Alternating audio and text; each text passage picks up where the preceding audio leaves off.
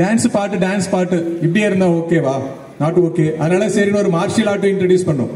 அப்புறம் பார்த்தா மக்கள் எல்லாம் ஒரு டிஃப்ரெண்ட் வெரைட்டிஸ்ல தான் இருக்காங்க. எல்லாரும் ஒரு இது மேல ஒரு அட்ராக்ஷன் இருக்கும் டெஃபினெட்லி. அதனால எல்லாத்துக்கும் எல்லா விதத்திலையும் மைண்ட் ஹாப்பியஸ்டா கொண்டு போகணுன்றதான் ELSED நோக்கம், இந்த கல்ச்சரல் ஃபெஸ்டோட எய்ம், எவ்ரி திங். ஸோ அப்படி இருக்கும்போது இப்ப அமைதியா நீங்க எல்லாரும் இன்டராக்ட் பண்ற மாதிரியான ஒரு செஷன் இருக்கு. ஒரு டாக் ஷோ, மேடையில பாடுறது, மியூசிக் ஏற்ற மாதிரி பாடுறது ஒரு ஸ்பெஷல் டேலண்ட் இருந்தாலும் மியூசிக்கே இல்லாம வெறும் நம்ம நாக்கு அந்த வரிகளை மட்டும் நம்பி ஸ்டேஜ்ல வந்து முன்னாடி இருக்கிற உங்களை நம்பி ஒரு பெர்ஃபார்மன்ஸ் பண்ணணும் அப்படின்னா அதுக்கு ஒரு தனி கெத்து வேணும். ஸோ அந்த மாதிரி விஷயத்துல இப்ப நமக்கு ஒரு டாக் ஷோ ஒரு பெரிய விருந்தா இருக்க போது, அந்த டாக் ஷோ பண்றதுக்காக நம்ம friend Thiru Vijay Shankar from military section ரெடியா இருக்காங்க. இந்த டாக் ஷோக்கு ஒரு ஸ்பெஷல் கான்செப்ட் இருக்கு.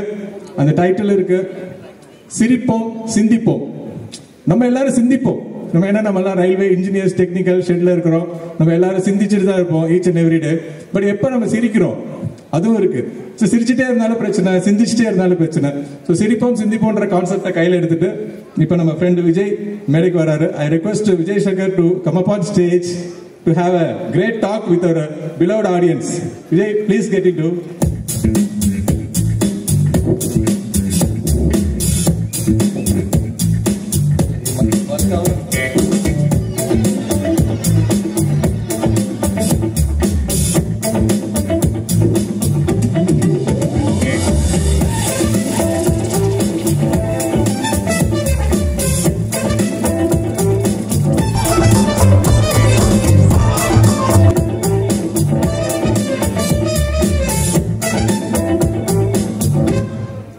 மெம்பர்ஸ் எல்லாத்துக்கும் சின்ன ஒரு டாக் ஷோ, வேற ஒன்றும் இல்லை.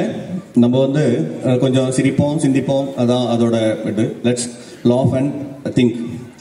இப்போ நம்ம பார்த்தீங்கன்னா ரயில்வேஸில் நம்ம நிறைய விஷயங்கள் நம்ம பண்ணிட்டு இருக்கோம். நிறைய விஷயங்களுக்கு தகுந்த மாதிரி நம்ம நிறைய இடத்துக்கு போக வேண்டியதாக இருக்கும். அது சில சின்ன நடந்த விஷயங்களும் சேர்த்து நம்ம சிந்திக்க வைக்கக்கூடிய அளவுக்கு இருக்கிற விஷயங்களை வந்து நம்ம வந்து பகிர்ந்துக்க போறோம். இன்டராக்ஷன் இருக்கு. நீங்க கொஞ்சம் உங்களோட விஷயங்கள் பாத்தீங்கன்னா மைக்கு எல்லாத்துக்கும் கொண்டு வர சொல்லியிருக்கேன், எல்லா இடத்துக்கும் வந்திருக்குன்னு நினைக்கிறேன். சப்போஸ் இருந்துச்சுன்னா உங்களோட இன்டராக்ஷன் சொல்லிக்கலாம். ஆஸ் அ ஃபேமிலி நம்ம வந்து பேசுற மாதிரியே இருந்தா போதும். ஆஸ் அ ELS ஃபேமிலி நம்ம வீட்டில் எல்லாரும் பேசுற மாதிரியே பேசினா போதும். சின்ன சின்ன ஒரு விஷயங்கள் வந்து நம்ம பகிர்ந்துருவோம். ஓகே, நம்ம வந்து நிறைய விஷயங்கள்ல போகும்போது வெளியில இப்போ எனக்கு சில விஷயங்கள் நம்ம போகும்போது லைன் டியூட்டி போவோம், வெளியே போவோம். அந்த மாதிரி போகும்போது நம்மளோட ட்ரெஸ்ஸிங் ரூம்ல பாத்தீங்கன்னா நம்ம வந்து இருந்துட்டு ட்ரெஸ் மாத்துறதுக்கு நம்ம போயிட்டோம்.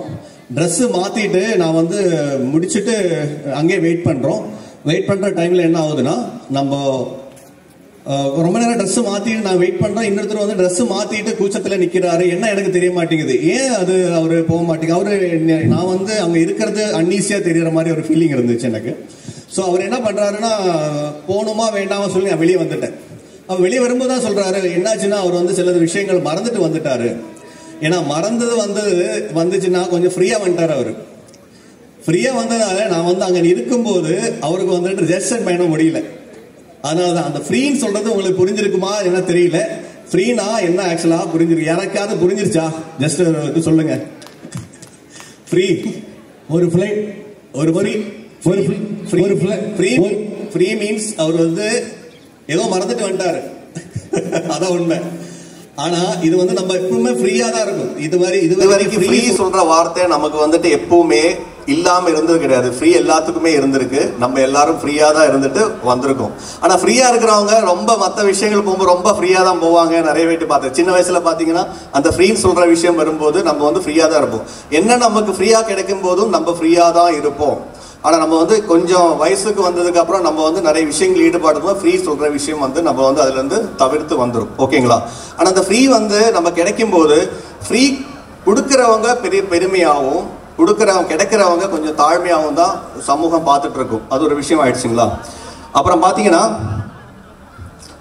கடவுள் வந்து நம்ம வந்து இப்பெல்லாம் வந்து சொஃபிஸ்டிகேட்டடா நம்ம நிறைய விஷயங்கள் பண்ற மாதிரி தான் இருக்கு. அப்ப பாத்தீங்கன்னா ரெண்டு ஃப்ரெண்ட்ஸை பேசிட்டு இருக்கிற டைம்ல ரொம்ப டெஸ்பா ஒருத்தர் பேசுறாரு. என்ன பேசுறாருன்னா, என்ன தெரியல, நம்ம வந்து ரொம்ப கஷ்டத்துல இருக்கோம், நிறைய விஷயங்கள் வந்து கஷ்டமா தெரியுது அப்படி சொல்லும்போது, நீ என்னதான் பண்ண? அதுக்கு நான் வந்து கடவுளை பிரார்த்தனை பண்ணேன்.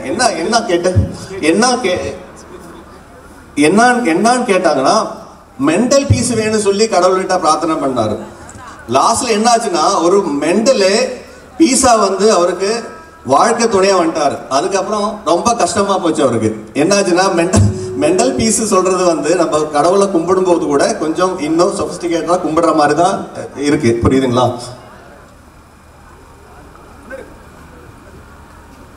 இருந்து அப்படியே லாஸ்ட் வரைக்கும் போயிட்டே இருக்கும். அந்த பில்லு ரோல் பண்ணிட்டு அப்படியே போயிட்டே இருக்கும். அப்ப அதுல பாத்தீங்கன்னா 355 தமிழ் படம், ஹிந்தி படம், அதே மாதிரி பார்க்கு கொண்டு போனது, ஐஸ்கிரீம் வாங்கினது, டூரு போனது எல்லாமே சேர்த்துட்டு ஒரு 3 lakhs 4 lakhs சொல்லிட்டு வரும்.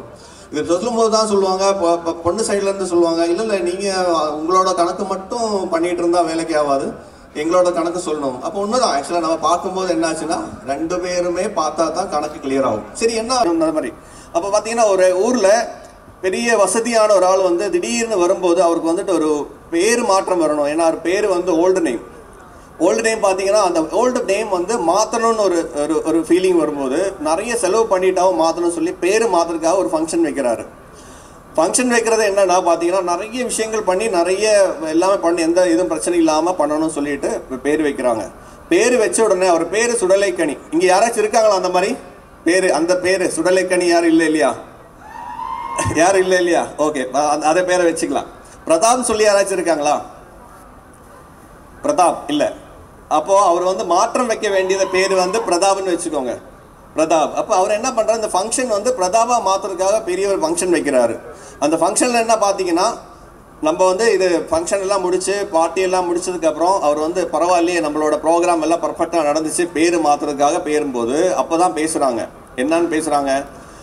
2 பேர் பேசுறது இவர் கேட்கிறாரு. என்ன கேட்குறாங்கன்னா, பேரு மாத்திருக்கு, யார் என்ன ஃபங்க்ஷன் நடந்துச்சு இந்த மாதிரி அப்படி கேட்குறாங்க. அப்போ வந்து சுடலைக்கனி வந்து பிரதாபா மாத்திர பேரு அப்படி சொல்லிட்டு சொல்றாரு. அப்போ அடுத்த ஆள் என்ன சொல்றாருன்னா, சுடலை பிரதாப்னு ஆக்கிட்டாங்க. பேரை வந்து என்ன பண்ணிட்டாங்க, சுடலை பிரதாப்னு ஆக்கிட்டாங்க. ஓகேங்களா? அது ஒரு நெக்ஸ்ட் வருது. அதே மாதிரி தான் நம்ம வந்து ஒருத்தர் கால் பண்ணும்போது நிறைய விஷயங்கள் நம்ம வந்து பேசும்போது காலில் நமக்கு ஒரு கால் வருது. இப்போ எனக்கு ஒரு கால் வருது. கால் வந்துட்டு விஜய் சங்கரான்னு கேட்குறாங்க. இல்லை சார், நான் வந்து என்ன பேசுகிறோம், இல்லை சார் என்னோட ராங் நம்பர் அப்படி கேட்குறோம். நம்ம ஏன் ராங் நம்பர் கேட்குற டைமில் நம்ம வந்து யாருக்கிட்டையும் வந்து நம்ம வந்து இந்த ராங் நம்பர்னு சொல்கிற டைமில் நம்ம யாரையும் வந்து வெளியில் தெரியாத ஒரு ஆள்கிட்ட போயிட்டு சாரி சார் சொல்கிறோம், ரொம்ப பணிவாக பேசுகிறோம். ப்ளஸ் அவர்கிட்ட என்னோட ரைட் நம்பரை வந்து நான் ராங் நம்பர்னு சொல்கிறவங்க பார்த்தீங்கன்னா, இது வந்து நம்மளோட சார்ந்தவங்களை பற்றி நம்ம பேசும்போது நம்ம வந்து இவ்வளோ பணிவாக பேசுறது இல்லை. அவர் வந்து ஆக்சுவலாக 4 கிராமி அவார்டு வாங்கியிருக்காரு. அதே மாதிரி இந்தியன் கவர்மெண்ட் கொடுத்த ஒரு பத்ம விபூஷனும் அவர் வாங்கியிருக்கிறாரு. ஆனால் அவர் பார்த்தீங்கன்னா, மேடையில் அவர் வந்து தபலை வாசிட்டு இருக்க டைமில் வந்து ஒரு மைக்கு வந்து விழுந்துட்டே இருக்கும். இப்போ எனக்கு நடந்த மாதிரி தான். இப்போ பார்த்தீங்கன்னா, செட் பண்ண அந்த மைக்கு செட் ஆகாமல் சவுண்ட் சிஸ்டம் வராத மாதிரி தான். அது வந்து அவருக்கு வந்துட்டு இந்த சவுண்டு மியூசிக் பண்ணிட்டு இருந்தா இடையில விழுந்துடும். மைக்கு வந்து அவர் அட்ஜஸ்ட் பண்ணிட்டே இருப்பாரு, மறுபடியும் அட்ஜஸ்ட் பண்ணிட்டே இருப்பாரு.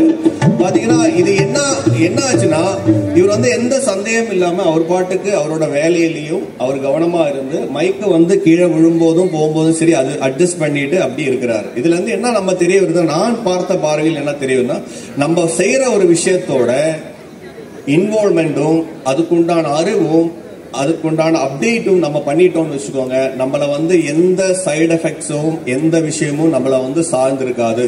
அப்படி சொல்லி எல்லாருக்கும் பொறுமை காத்திருந்த எல்லாருக்கும் நன்றி சொல்லி இந்த டாக் ஷோ முடிச்சுக்கிறேன். Thank you so much.